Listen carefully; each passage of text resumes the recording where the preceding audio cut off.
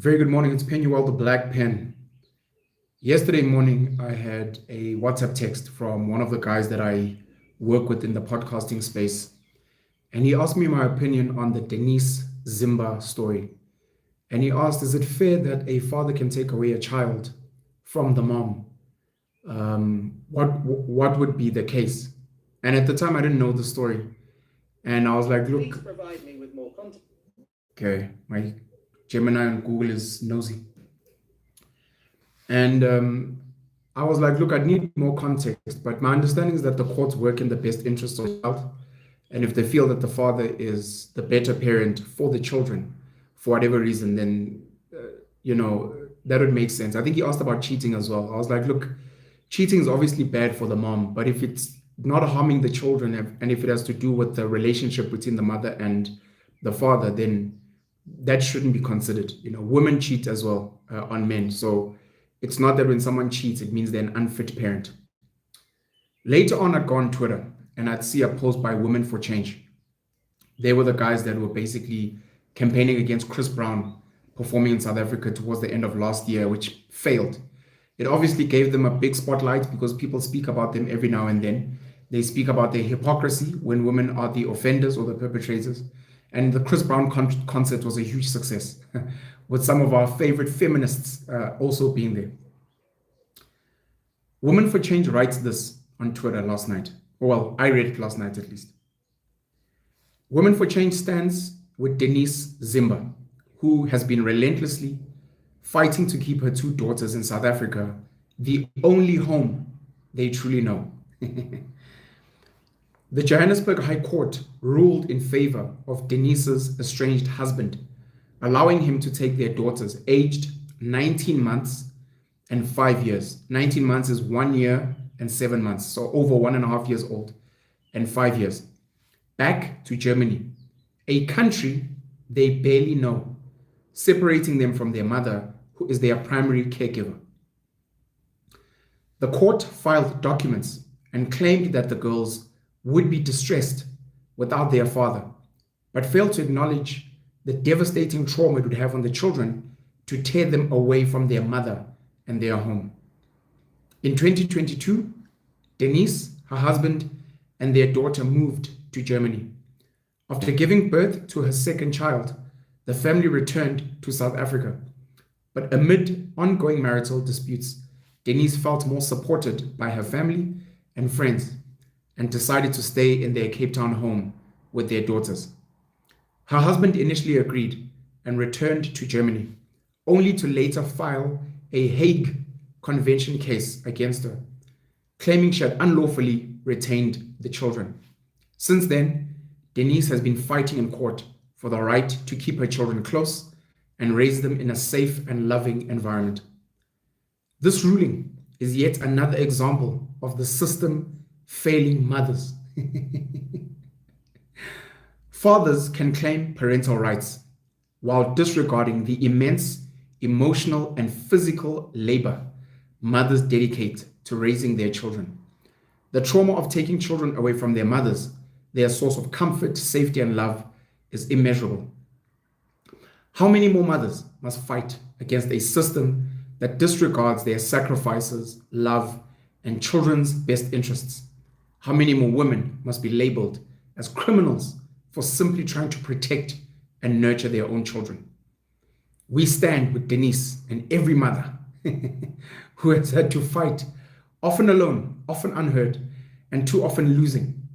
We demand justice for Denise, her two daughters, and all the women silenced by a system that continues to fail them. Hashtag Women for Change. So I was like, oh, okay. So there's a case here about two minor children, 1.5 years old, the other one is 5, and a father who's in Germany and how he got custody. Of course, many people would think, look, he's German, he's white, she's black. This is a white man, exploiting and abusing in some way a black woman. He's probably older than her as well. We'll assume that he has more money. Yes, she was a celebrity, she was an actress, she was a presenter. Many people, of course, would be tickled. Oh, you black girls love white men and white foreign men.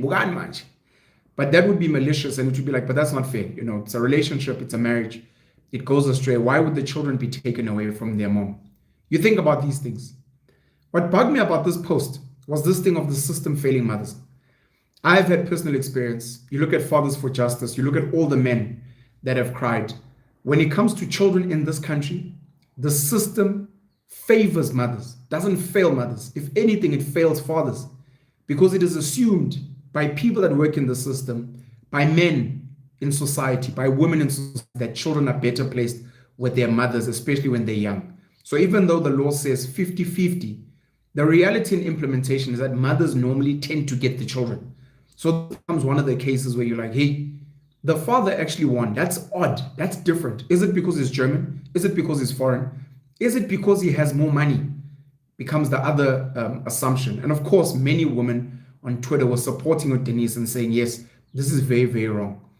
And it seems to lean towards a custody case. How does the father get primary residence and primary caregiver status of children when there's a loving mother there?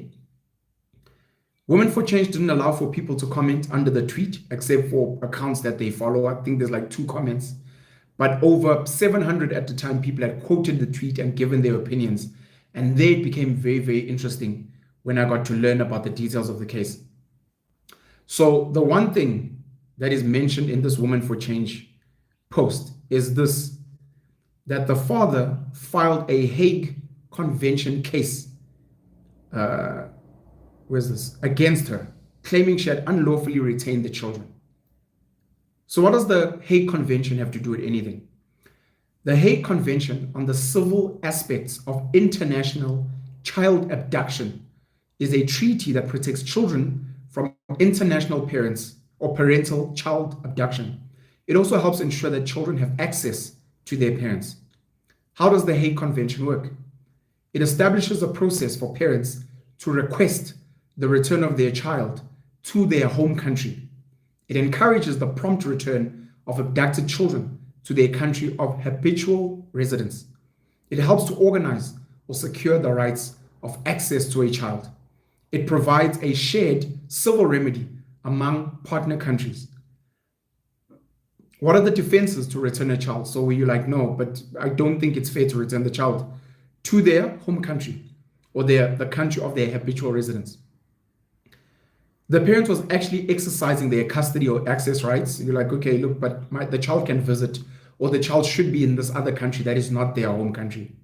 The parent consented to or acquiesced in the removal or retention. So the parent who is living in the home country or the country of habitual residence has said, you know what, I've given permission, hopefully in written form and with a court order, to say you can actually remove the children and put them in another country. The application for the child's return was made after 1 year of the removal or retention. So the application was late. The child has been moved for over a year, has been living in another country for a while, and now the parent is only coming. So it's like, but this is a fair defense. Why did you let the child live for over a year and only come and apply now? It's not to say you won't get the child, it's to say this is a fair defense. The child objects to the return. So depending on the child's age, 12, 13, 14, 15, I know when they're like 2, 3, 4, 5, they listen to their opinion, but it doesn't carry much weight because this is like a child. Social worker gets brought in, a psychologist sometimes gets brought in, a family advocate gets brought in. But if the child is a bit older, and let's say 13, 14, I know at like age 16, even though they still are minor, that opinion carries more weight. I do not want to go back there. I'm not happy there. I don't feel safe, whatever the case may be. That gets considered. There is a grave risk that the child would be exposed to physical or psychological harm. And according to the comments that I read, or the quoted tweets, and some of the snippets, the excerpts that had been taken from the court documents and the affidavits, this was one of the arguments that Denise Zimba and her lawyers had made, that there was a grave risk to the children, to the daughters going back to Germany. I found that very interesting. And what you realize with the case was, this woman had gotten married to a foreign man. It happens, of course. They had decided to move to Germany together as married partners. Nothing wrong, fair play. From moving to Germany, what is understood now with the court documents is that Denise took the children to Cape Town to visit, and the husband or the ex-husband, whatever the case may be, had no issue, It would be wrong to say you can't visit your family anymore. Our children can't visit their extended family, their South African family, their black family. That's fine. The problem comes in now when the father says, but the children now have to come back to Germany. And the mother says, no, South Africa is their home. You know, this was the other interesting stuff, this emotional writing. In South Africa, the only home they truly know, No, man. So that was obviously wrong of Women for Change. And if ever the lawyers were arguing that and arguing risk, that was wrong. And the court said, nah, that's not happening, not on my watch. The children were conceived in marriage. The parents lived in Germany. That is their home. That is their habitual residence. That's where they should be. And the other thing that came out was that the husband had said, Denise is free to join them in Germany. I think someone even alluded to him potentially covering for. She is the one that chose for herself to take the children to South Africa without asking the father and not wanting them to go back to Germany. And under the Hague Convention, he was well within his rights. This was not a primary caregiver issue. This was an issue of saying these children are German citizens. Their home is in Germany. It is the mom that wants to be in South Africa and is also then taking the children without the father's consent, without a court order, to South Africa. And he had won the case on that basis. So I quoted the tweet as well from Women for Change, and this is what I said. What an important case. Let me also add, by the way, because some people are adding this and this is not important. I spoke about the cheating. The husband apparently had cheated with Denise's friend. I think it was a white lady, a lady who had been her friend for many years. Now, does that add value to a case when it comes to child access, child visitation, primary caregiver status? Unless you can prove that it endangers the child, it is harmful for the child's state of mind, sure. If it is just that the mom is hurt, the mom could have cheated with the father's friend. That does not mean that the mom shouldn't get primary caregiver status or that the children not being with their mother is not in their best interests. That becomes a separate issue which leads to divorce, marital breakdown, and those things, but it is very separate from your parental rights and responsibilities. What an important case. Denise, a South African woman, marries a German man and moves to Germany. They have 2 kids, and then their marriage falls apart. She comes to South Africa with the kids for holiday, but refuses to let them return after the holiday, saying she feels more supported here and that the kids will be traumatized if they go back to their father in Germany. He files a case under child abduction law and wins the case. Many women are upset. Women for Change lies on Twitter as if this is a custody case and as if women are not favored by the children's court. A very, very interesting case, so much to learn. Imagine if more men had the energy and the money to fight legally for their kids, to determine which parent is in the best interests of the children. So well done to this father. If Denise wants to live with her children in South Africa, she must respect the father. She must ask him nicely. She must follow due process, and she must ensure a minimally traumatic transition for the girls. She must not assume that mothers have some ownership of children over the fathers. There's lots to learn here and to discuss from this case. And that's why, of course, I'm making this video. Some of my stories with struggling with access and visitation with some of my children have been videos, content that I've made on social media, conversations I've had on podcasts with various guests. I've been invited to NCA to speak about some of my issues. I've had newspapers write articles. I've had magazines write articles. And sadly, many men and women have weaponized my story, my vulnerability, regarding access and visitation to my children, especially on Twitter. They use it to bully me, to try and press me down, to invalidate some of my fair arguments about other things, by the way. I can only imagine, even with a video like this, I wouldn't be surprised if someone comments, hey, but what about your children? And while you're a deadbeat, because they weaponize vulnerability and male vulnerability at that. I've had over 11 years of experience with the family advocate in various jurisdictions around South Africa. with the Children's Court in many jurisdictions around South Africa, and I've engaged the Children's Act. The Children's Act was created because children generally cannot speak for themselves. So the legal mind said, look, we need a law that protects children. It cannot be that the mom and the dad are the only people that can speak on behalf of the children. Because sometimes the mom and the dad are alcoholics, are drug addicts, are abusive, are rapists, are murderers, are just bad people. So we need an act that will protect the child outside of the mother and the father themselves, who also have their rights. The mom has rights, the dad has rights as well.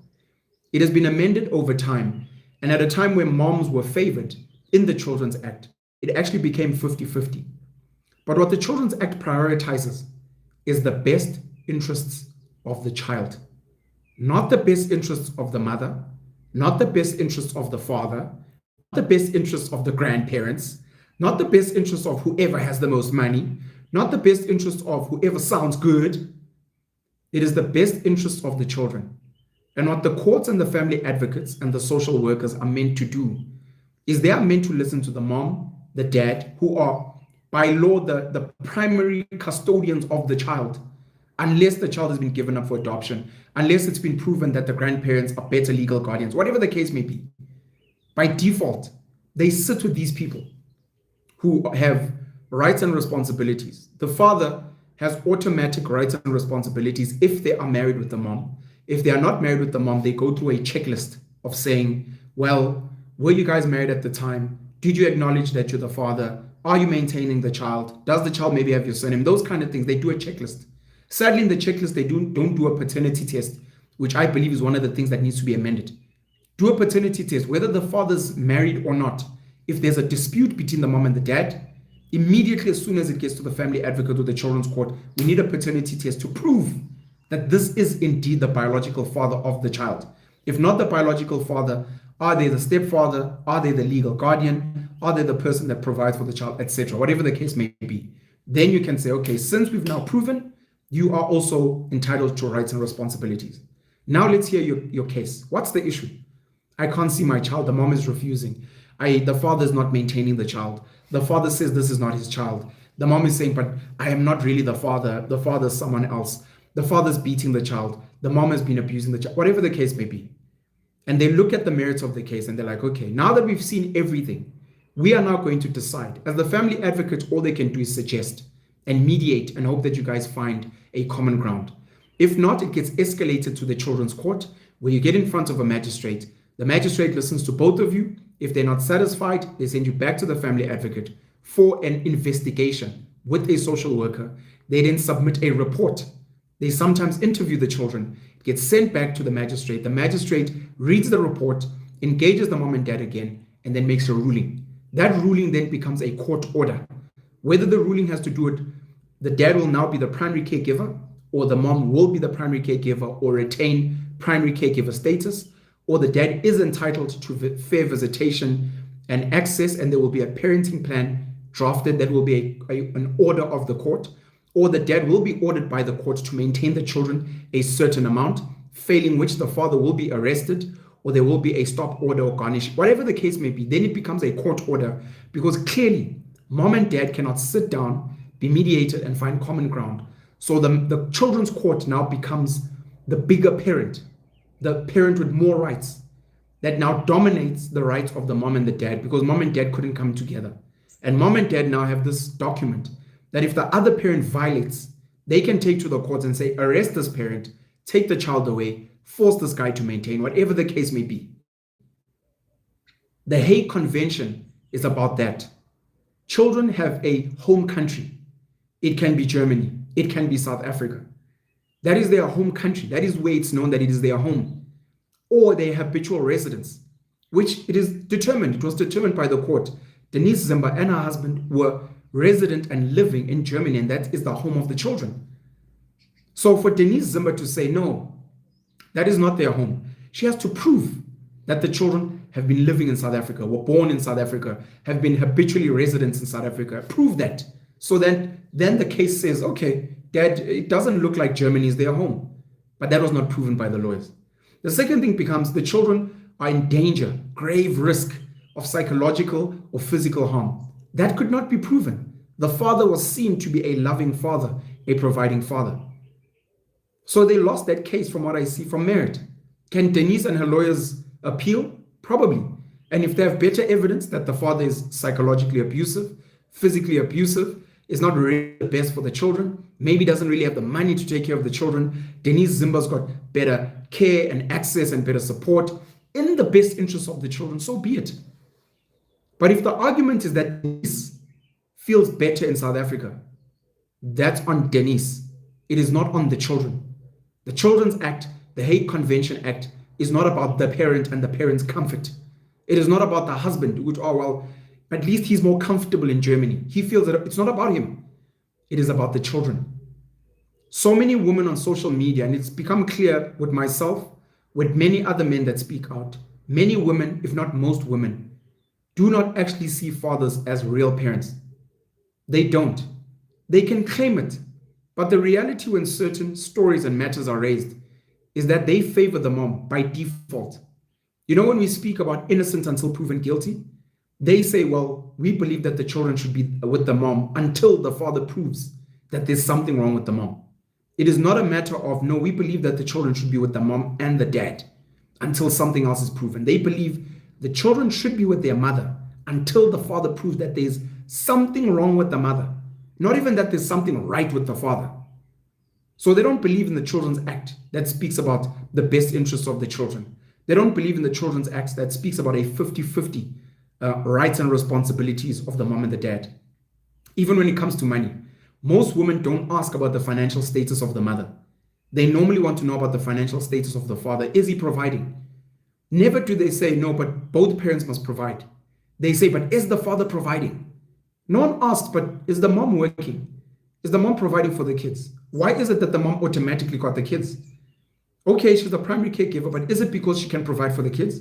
No. They just say no, but that's their mom. Come on, everyone knows that mothers are better nurturers. And even in the Women for Change post, the love and the...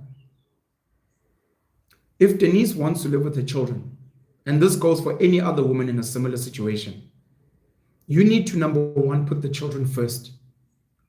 Is you living with the children what is best for the children? Not for you, for the children. Sometimes it might be in the best interest to live with a father and a nanny, with a father and their stepmom, with a father and their paternal grandmother. Sometimes that's best. You are their mother, but you look at the children, you're like, the father has got a decent, comfortable home. The father can provide for their kids. The nanny has more time. The grandmother can help them with their homework. I'm busy. I've got a demanding career. There was a time when Umini Dlamini and her ex-husband, Mr. Jones, I think Quentin is his name if I'm not mistaken, he would be the one that would be given primary caregiver status.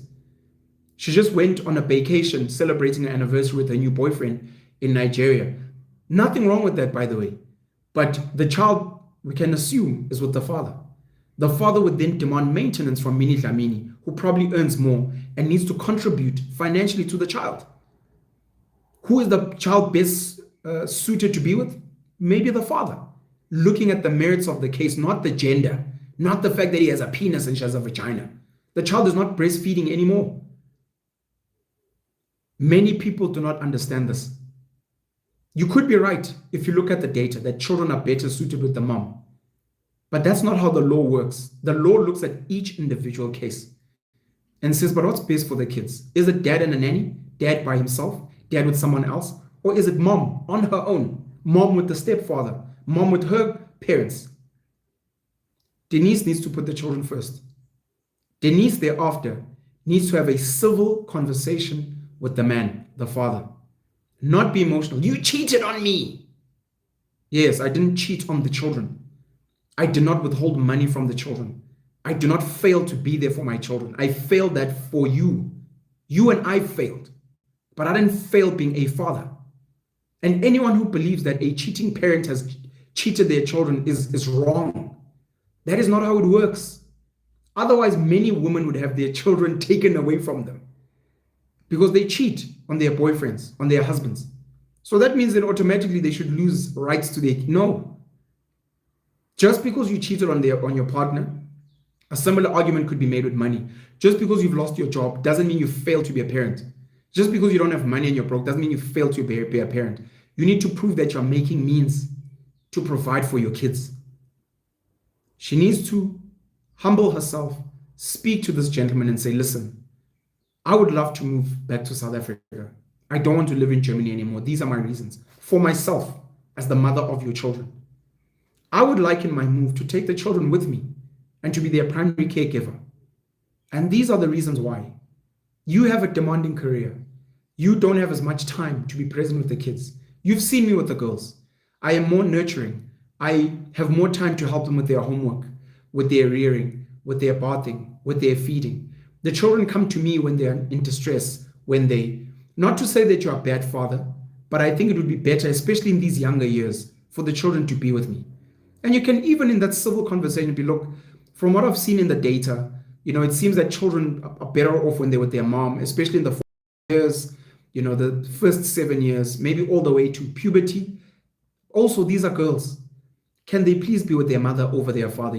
I'm maybe more equipped as a woman to raise girls and have a civil, mature, adult conversation. If needs be like, look, if you don't agree with me, can we maybe have a sit down with a family advocate, with the social worker, with the child psychologist, and let them reason with both of us? Because I feel like this is in the best interest of the girls. To take, the one is 1.5 years old, bro. Please, I'm begging you. And if in that sit down and that conversation, the man still says no, she can then be like, look, do I force and move to South Africa and leave my daughters behind? Or do I suck it up and stay in Germany because I've lost this thing?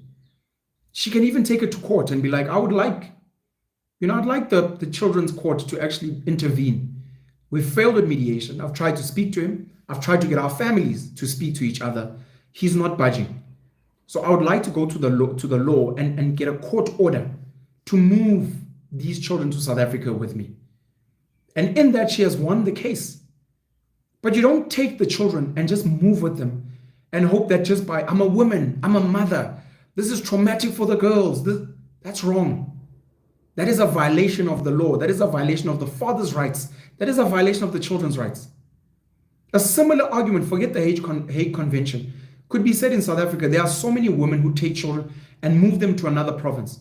The Children's Act, by the way, doesn't allow, in a situation where you are co-parenting, for parents to move children, or mothers in this case, to move children from a Gauteng to a Western Cape to a KwaZulu-Natal, a KwaZulu-Natal to a Northern Cape, without getting the consent of the other parent, or without informing the other parent. That is a violation of the father's rights.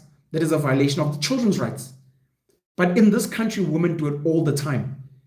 And contrary to what Women for Change was saying, many times the fathers don't win these cases. They do not get the swift action that this gentleman has gotten to say, Mom, but you took the children out of their home province, out of a province where they are habitually resident. You took them out without getting the father's consent, without even informing him. You violated the children's rights. You violated the father's rights. So we are immediately saying that dad must take these children back to the province where it is their home and where they are habitually resident, until you have followed the processes to say that, look, I think it is in the children's best interests to be with me. I was their primary caregiver. The father is busy. The father has consented, whatever the case may be. We don't have that here because our children's court, unfortunately, is biased against fathers and allows mothers to do whatever they want. And again, unless as a man, you have the energy, the mental fortitude, and the money and the lawyers to fight this thing, most men let it go. And then they are called deadbeats.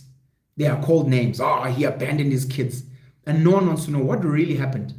Were these children living in the Western Cape? Or were they living in Gauteng with their father? Were the children living in KwaZulu-Natal? Were they born in KwaZulu-Natal? Was their father providing for them? Was their father babysitting them, changing their nappies, taking them to school, helping them with homework? Or must we just assume out of thin air that this person with breasts and a vagina was doing everything, and this man who has a penis is only good for the money? These are the cases we need to deal with. In closing, I want to say this, man. I hate the fact that we have a children's court. I hate the fact that we have a family advocate's office. I hate it. We have failed ourselves as moms and dads. We have failed, especially in a situation where you were married. You failed that marriage and you broke up and there were children involved. You failed. And after failing, you guys fail to come together to find common ground. This is our child at the end of the day. Please consider me as the father. Let me consider you as the mother. Can we find common ground? Yes, someone will lose in this give or take because our relationship has failed. But can we try and do the right thing for the children? If we fail, can our families and friends come together? We have got family members. We have got friends who are stakeholders to these children's lives. Can we have a meeting, the 7 of us, the 15 of us, to be like, let's debate, let's negotiate, but guys, the kids, but guys, the money, but guys, the love, but guys, the distance. Let's sit and let's arm wrestle out of love and care and maturity for these children. As stakeholders, the people that are meant to raise and love these children. Instead, we outsource that work to strangers in the form of family advocates, social workers, child psychologists, magistrates, lawyers. Some of these people who are only doing this to get paid, who are doing this just to tick a box. And some of the lawyers will keep rolling these cases and appealing these cases because they make more money, especially for appearing in court. They don't really want a quick, swift settlement. They don't want mom and dad to text each other and be like, hey, listen, I'm sorry. Let's meet over coffee and let's find a resolution. They want to litigate because that's where they make their money. It's a mess. We've failed. I hate the fact that we have these institutions because we are not emotionally mature enough, intellectually mature enough to do what is best for our children, our grandchildren, our nieces and nephews, etc. And it says a lot about us that we need cold institutions to make rulings which affect our real lives. That judge that made that ruling 5 years ago, they carry on with their life. They don't even remember that child's name. They've never even met the child because many times the children aren't even in court. But this judge is going to supersede mom and dad and grandparents and uncles and aunts because you idiots, you 2 idiots that decided to have unprotected sex and make a baby are struggling to see eye to eye and find a common resolution for the child.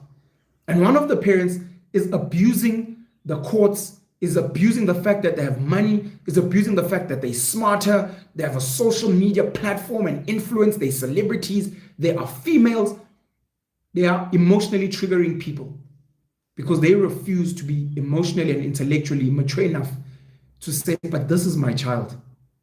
This is our child. This child belongs to the father as much as they belong to me. This child has to grow up into this world and has to be strong and has to be wise and has to not have trauma. Already we failed the child, but can we minimize the damage? And now I'm taking the child away.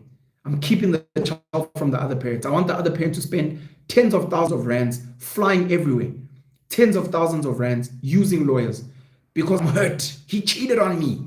He failed me. He broke up with me. He got another woman pregnant. It's all about me, me, me, me. I'm hurt. Fuck you, man. Think about this child. In 18 years, in 21 years, this child is an adult. And because it was all about me, me, me, you have ruined this child forever. And this child now broken is going to go and break other people in society. If you deprive them love from their father, they are going to go around looking for love from older men, sometimes in some of the worst men, especially in girls.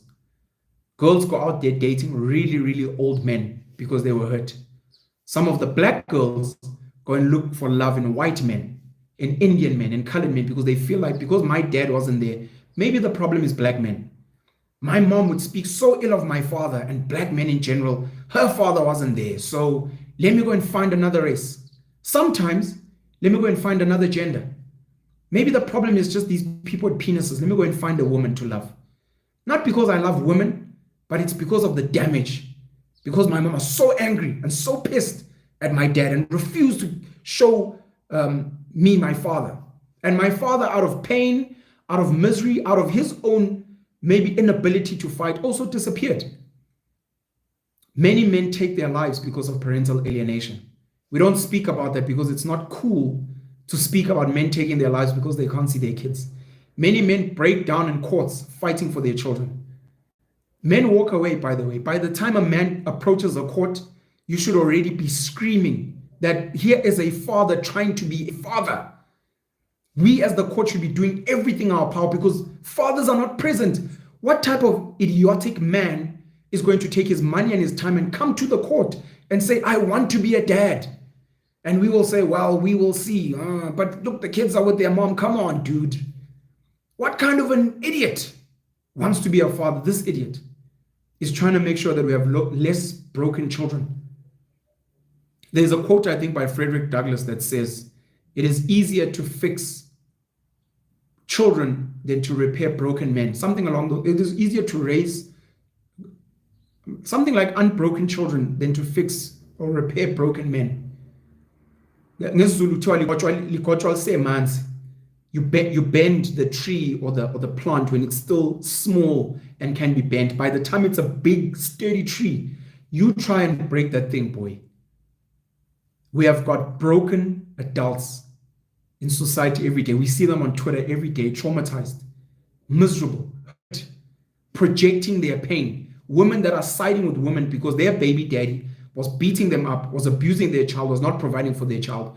So as soon as they hear another woman complaining about her baby daddy, immediately, must be like mine. I hate him. She doesn't want to hear the merits of the case because she's broken and traumatized.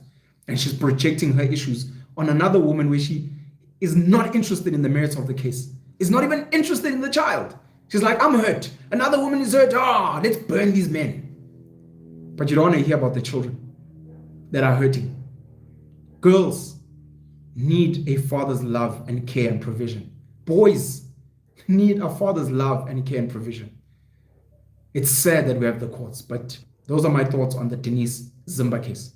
Looking forward to hearing some of your comments as well. Pin all the black pen. Have a great and blessed Sunday further. Cheers.